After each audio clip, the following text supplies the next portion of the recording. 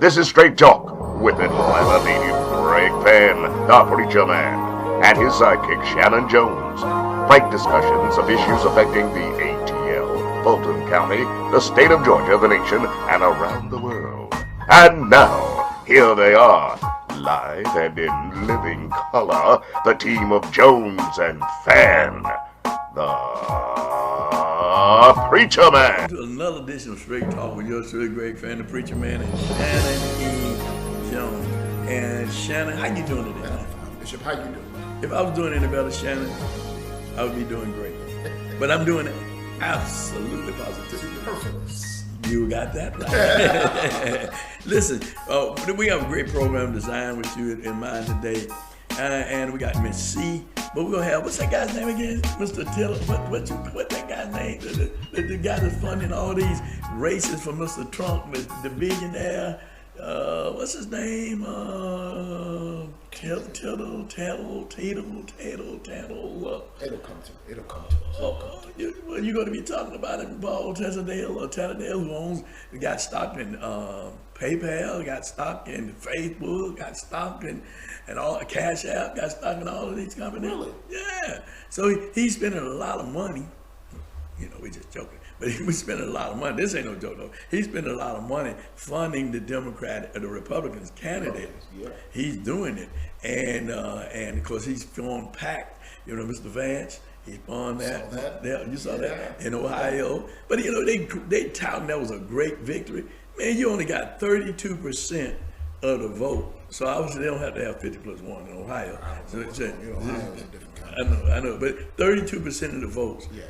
That's all he got of Republican votes to win the primary, 32. Now, if you add up the rest of the percentage, it was greater than the 32 that he got. So that was a greater amount of people that didn't want him collectively than the 32% that did. But they're saying that, ooh, Trump has won. He's on the win. Yeah. But now he's got this guy from all of his candidates seemingly went to the University of Georgia when he comes to Georgia. All of them got him going to they got this guy running for lieutenant governor. Herschel didn't go to the University. He played for you. Okay, well, he played for you, but he got this other guy now. Didn't go to.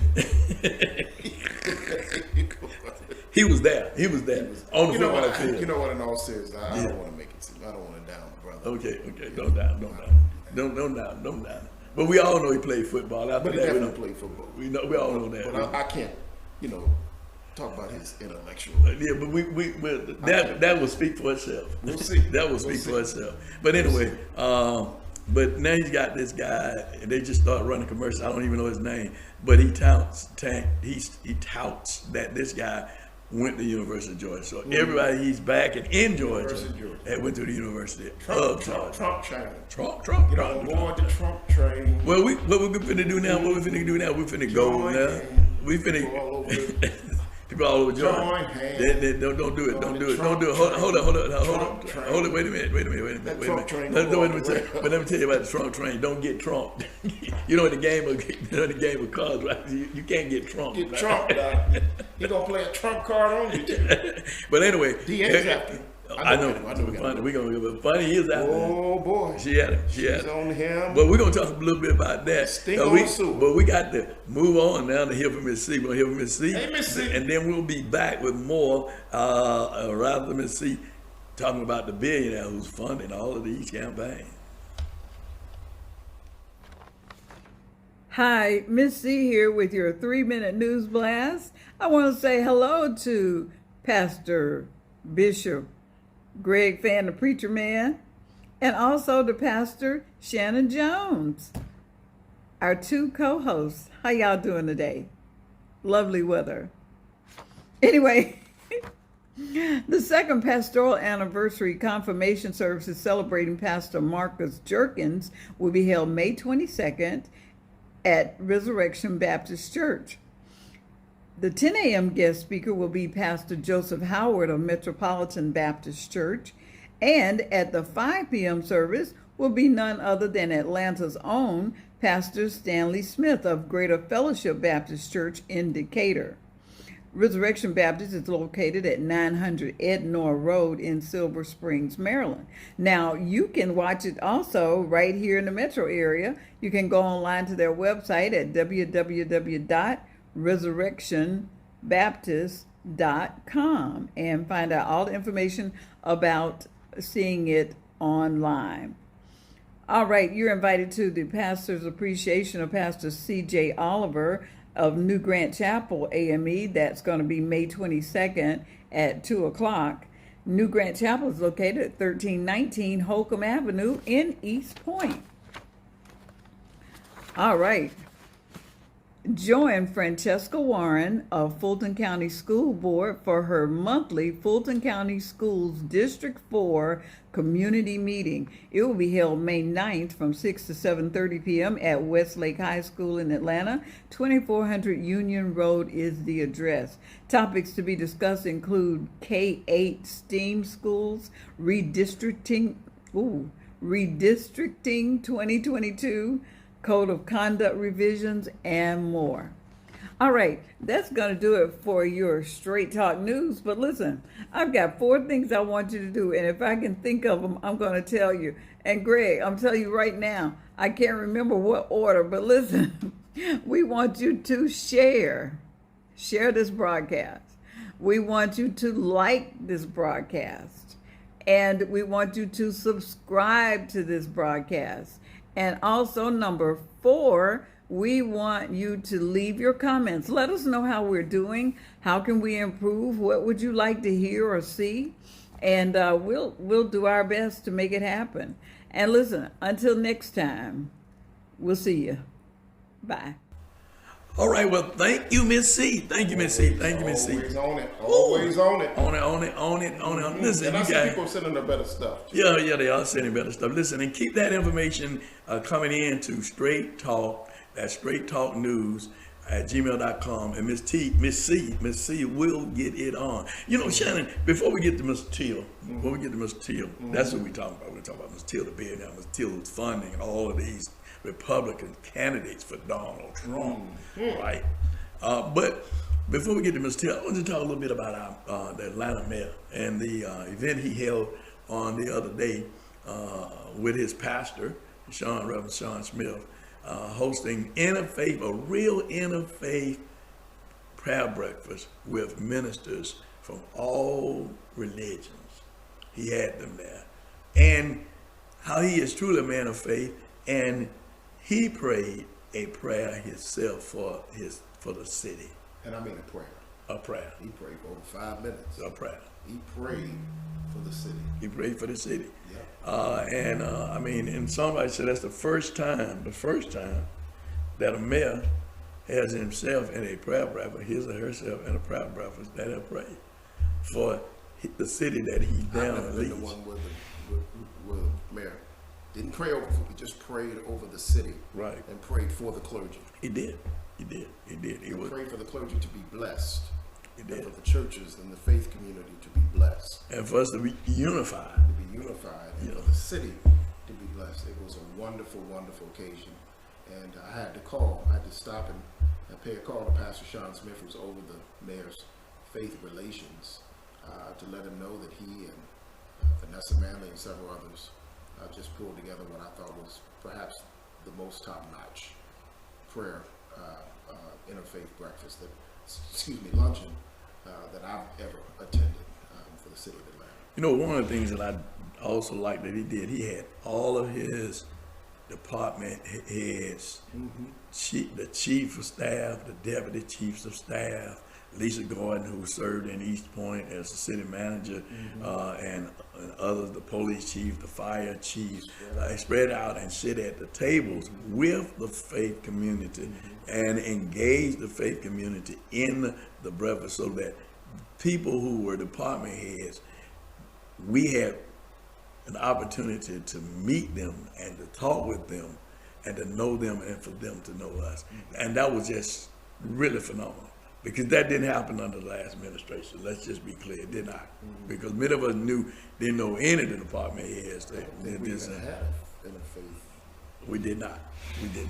But anyway, I just want to say thanks to him, the mayor. Thank you, Mayor Deacon DeAndre Dickinson.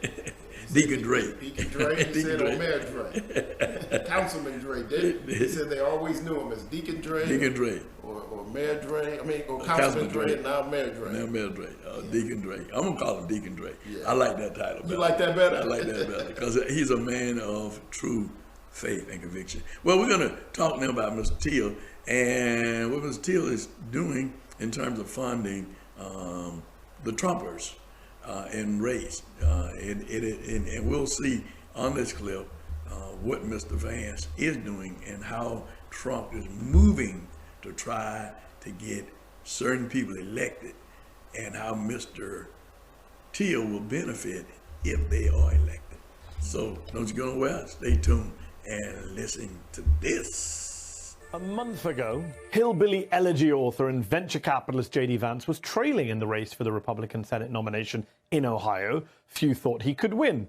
But on Tuesday, Vance secured the nomination with just over 32% of the vote. How? Because Trump endorsed him is the conventional wisdom. But who helped clear the way for that endorsement? And who helped fund Vance's long-shot campaign? Meet Peter Thiel. You know Peter Thiel, right? I mean, have you ever used PayPal to buy something on eBay? Did you ever use Venmo to send money?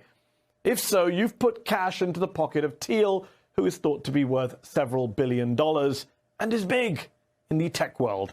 A lot of the media coverage of Thiel focuses on his eccentricities. He's the man who has explored transfusions of young blood as a way to live to 120. The guy who sunk millions into the libertarian dream of seasteading, creating floating utopian quasi-states in international waters. The billionaire who admitted in 2016 that he secretly funded the lawsuit that bankrupted Gawker, the pop culture and news site, because he didn't like its reporting on him.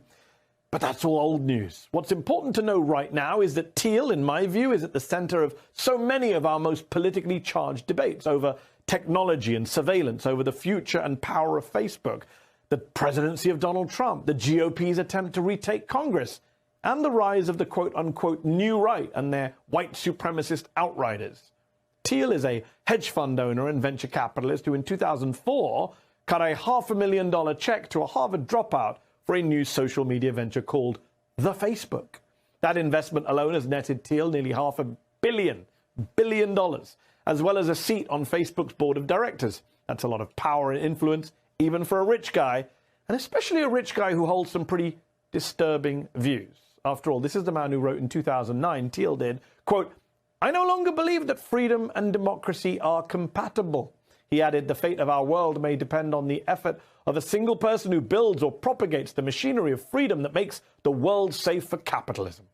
Perhaps that's why Thiel has been so involved with the iconoclastic Elon Musk. Because not only did Thiel help make Musk rich, buying one of his first companies in a deal that gave Musk hundreds of millions in PayPal stock, but according to a new Wall Street Journal article, Musk was encouraged in his recent controversial bid to buy Twitter by a close-knit group of libertarian-leaning activists and businessmen. Chief among them was Peter Thiel. Musk declined to comment to the Journal on Thiel's advice. When Thiel is not busy advising on the future of Twitter, he's helping push the Republican Party in an even more right-wing direction. We saw that on Tuesday with the come-from-behind primary victory of J.D. Vance. The Financial Times reports that Thiel and Trump spoke multiple times over the course of the Ohio primary, and that Thiel and Vance met with Trump at Mar-a-Lago before Vance entered the race, giving Vance a chance to atone for his past criticisms of Trump. Peter Thiel poured $15 million into a Vance super PAC, according to Politico. That's the largest amount ever given to boost a single Senate candidate. Vance also happens to be a former employee of Thiel's. In fact, in 2020, as Vance pondered a political career, he launched his own venture capital firm with seed money provided by Peter Thiel. Thiel is using his vast wealth to fund at least 16 far-right Republican candidates, according to the New York Times, candidates like J.D. Vance, who continues to spew racist conspiracy theories about immigrants and replacement. Are you a racist? Do you hate Mexicans? The media calls us racist for wanting to build Trump's wall. They censor us, but it doesn't change the truth.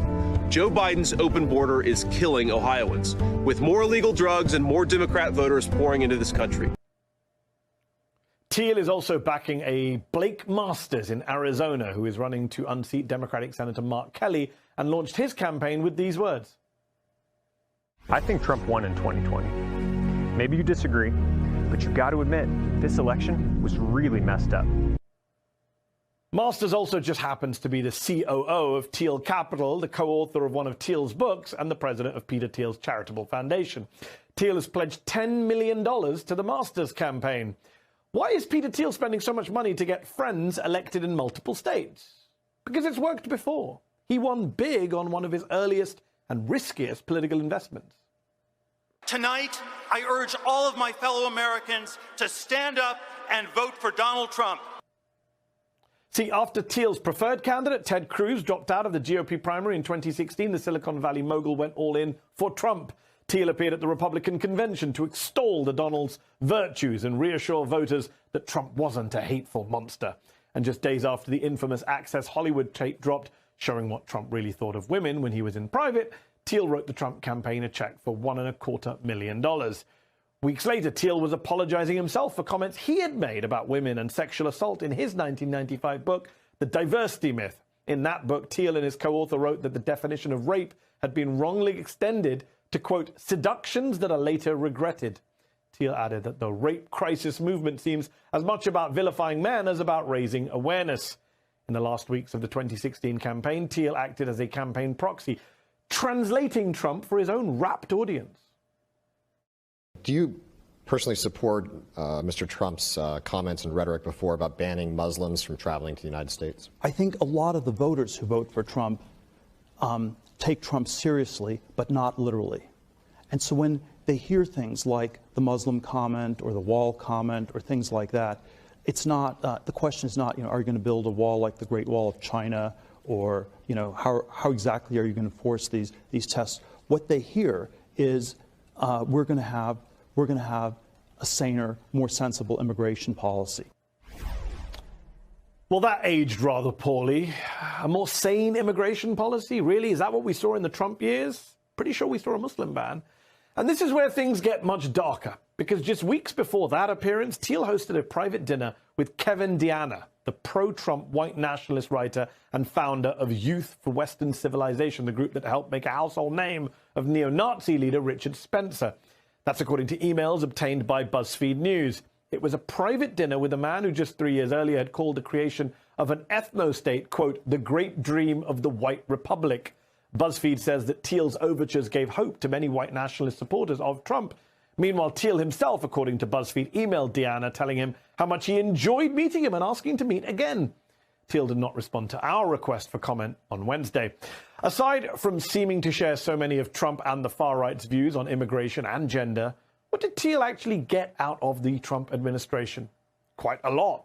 Just look at his other big company, Palantir Technologies, a big data collection firm Thiel founded to fight terrorism after 9/11. The Guardian has called Palantir the big tobacco of the tech world. It's gotten millions from immigration and customs enforcement to help track, arrest, and deport undocumented immigrants. In the first 2.5 years of the Trump presidency, Palantir's government contracts with the DOD, DHS, and even the CDC surpassed those in the last 4 years of the Obama presidency.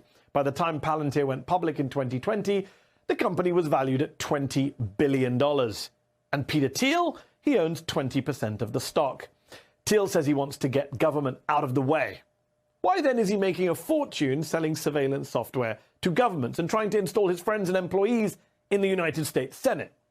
Look, there has always been a case to be made that billionaires, simply by their very existence and their sheer lobbying power, pose a threat to democracy.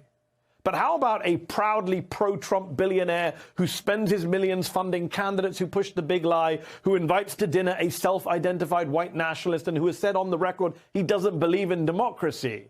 How about him? Shouldn't we be paying more attention to a billionaire like Peter Thiel? Well, now you know. Now you know. Now you know how these billionaires are funding these campaigns to get these people elected, right? So it is clear to me, Shannon, it's clear to me, and it should be clear to others too. It should be clear to others. It's certainly clear to me, is that people buy elections by being able to pay for big ads and get on and pay a company to come up with a message for him. Because if you saw the other guy from Arizona who's running, that they're funding his campaign too. Because they're intentionally trying to take out certain people in certain districts so they can get control. But Mr. Teal's thing is unpopular, and I'm gonna say something about that. Go ahead. But Mr. Teal's thing is not about getting people elected to look out for the least, the less, the lost, and left out. But his putting money in there, not because they're the best candidate or the good candidate, but to get candidates in there will help him to further his economic gain. Exactly. And J.D. Vance in 2016 was a self-identified never Trumper, right? Who voted for Evan McMullen, who was an independent in that election. So he you know, this whole thing is all about personal aggrandizement. Right. It's about taking care of putting money in my pocket, and these politicians are for sale. You know, we perhaps next show we'll be able to go more into the Roe versus the Roe v. Wade. Right, absolutely. We'll talk about that. But the thing that I want to say is that they have an unpopular platform, and so they move it by buying, they move it by blocking votes, and they're moving it by the power of the courts too. Right. That they're using the courts. Every freedom that we've either received or have been taken away from us has been by the courts. Mr. Teal is nothing new in this. He is on the economic side of this machine, but there's a total machine that's trying to take a minority idea, a minority antiquated idea and platform against the wishes of the masses and going to force that into law. And we need to really pay attention to this, because as we are voting, and I always say this is who I am. I don't speak for anybody else. I'm neither Democrat nor Republican. I maybe you can call me independent. I don't label myself anything. I just label myself as a person who is voting for people who are looking out for the least, the less, the lost, and the left out, right? And that have exemplified that's what they are, and not trying to put monies in their pocket and only taking care of a few people, but not taking care of the masses of people. That's who I am. As a minister called of God, my concern is that we take care of the least, the less, the lost, and the left out, and not being tied to a party. Because many times you're tied to a party, you're taken for granted. And but when you are your own person and you're voting based on what you believe that these people have done or will do, see, we don't look at the eyes in terms of what they have done, because what the eyes do is they come back, they get the money from the billionaires, they get the money from the millionaires to fund their campaigns. They get them money from Alex, the brothers, right? From those people, the fund who has PAC, big money PACs. That's why you can't see real people who really care about the people really do anything. Because as we look at the race with Twiddly D, Twiddly Dom, and I call them Twiddly D and Twiddly Dom, that's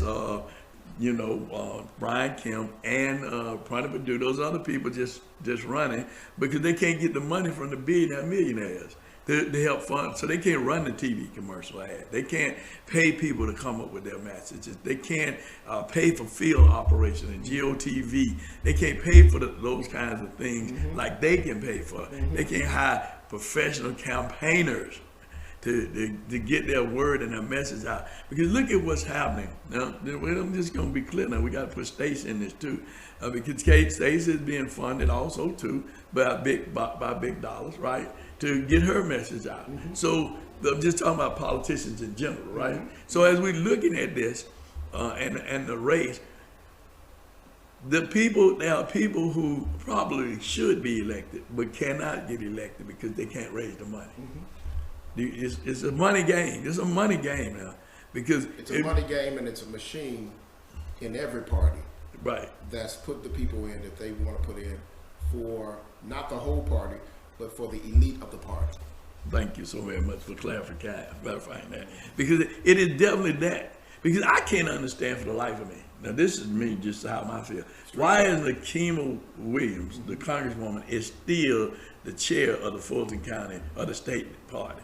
Why is an elected official holding a post as the chair of the party. Mm-hmm. I mean, I don't understand that. And we know that the president of the United States is the de facto head of the party. Right. But he's not the paid head of the party. Right. Right? Or he's not the organizational head of the party. There is a chairperson of the DNC. There is a chairperson of the RNC. Right. So, I mean, nothing against Ms. Williams, because, I pray that she's doing a good job and will continue to do a good job. But I think there are other people in the party that could be the chair of the party. And because I have the same concern about having local officials having debates or hosting debates for candidates who are maybe not in their race because they may not be running, but they're hosting a political forum for other people that's running for office. I mean, that's just like them taking the role of the preacher. Well, we don't. We were at an event the other week, and they talked about everybody that was there except for the preacher. It was, and the preacher was there, and they were saying, "Well, we don't want to be bothered with the preachers. We want to deal with this ourselves." Several minutes. Several minutes, and but that's what they said because they don't see the worth or the value of the preacher. And so I'm saying this to those who are pastors that are listening: we are the one called of God. We are the prophets. The kings come to the prophets. The prophets both advise the kings. The kings don't advise the prophet, because our message comes clearly from God. This is straight talk. And I'm Greg Fann, the preacher man. And I'm going to say it like I see it and see it just like I say it, without any compromise or any changing my position, because that's the way it truly is. So, Shannon, I want to just, as we get ready to leave, and we're talking about, this money game and politics, we got local elections coming up. We got 1 minute to wrap. I know, but we got local politicians that's running now. We got issues, the most taxes on there. We got a whole lot of issues. And I went to vote the other day, and so I asked for a sample ballot. They had a binder full of sample ballots. I said, "Can I get a sample ballot?" They told me no. You can't take a sample ballot out of here. I said, "Well, but you got a binder full of sample ballots, but you mean to tell me I cannot get one?" You can't get one. You can see it while you're in here. But I'm going to see it in a few minutes, the ballot in a few minutes when I get ready to vote. So why do I need to stand here and look at the sample ballot, but I'm going to go over here and vote? So I won't even have time really to process what's on this ballot, right? And they got all these things and changes and questions and stuff. They don't want you to even see a sample ballot. I mean, these things have really, really changed. And as you're going to get ready to go to vote, make sure that you're up on the issues, find out what the issues are, and just don't go in there and vote blindly. But do vote. And go to the Georgia Secretary of State My Voter page. Make sure they haven't thrown you off the rolls. Make sure you're still on the rolls to be able to vote, and tell your family and friends to do the same. And if you're not in Georgia and you're viewing this program, because it goes everywhere, do it in your state and look in your Secretary of State office and see if you've been purged, and go to your county office and see if you're still on the roll and where you need to go and vote. Because we don't know all the changes in every state, because some states stayed the same and some states went with the Trump lie. Yeah. But in Georgia, they went the lie. Because the big Georgia lie. And all these other states are by ALEC, which is the American Legislative Exchange Council, and they basically tell these governors and these legislatures what to do, and they do it. It's rubber stamp. Rubber stamp. Well, until next week, you stay tuned to nothing but what? Straight Talk with Shanan and myself.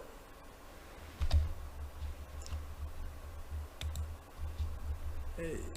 Want to be a guest on Straight Talk? Email Greg Fann at FANN922@Comcast.net or call 404-308-0795. Join us again for another episode.